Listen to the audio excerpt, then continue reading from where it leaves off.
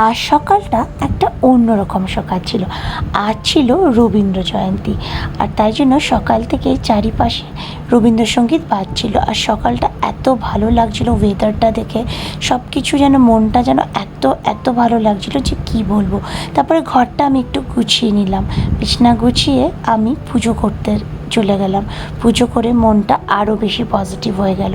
তারপরে lemon water দিয়ে আর almonds দিয়ে আমি ব্রেকফাস্টটা স্টার্ট করলাম। তারপরে ব্রাউন ব্রেড আর এগ দিয়ে, আর এদিকে আমার ফেভারিট জিনিস হচ্ছিলো চা উইথ জ্যাগরি পাউডার। তো চাটা খেয়ে বেশ ভালো লাগলো, আর আমি নেচারটাও এনজয় করছিলাম।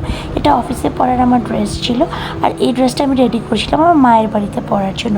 আর এটা ছিল আমার লাঞ্চের জোগাড় করার পরে, আমি লাঞ্চটা রেডি করার পরে একটা ছোট্ট অফিস লুক ক্রিয়েট করে নিলাম।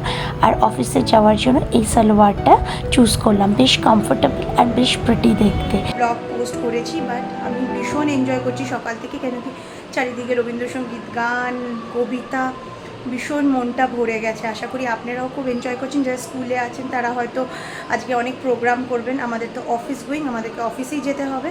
তো আমি অফিস যাচ্ছি এখন। ততক্ষণ ভালো থাকবেন, সুস্থ থাকবেন, আর দেখা হচ্ছে নেক্সট ব্লগে।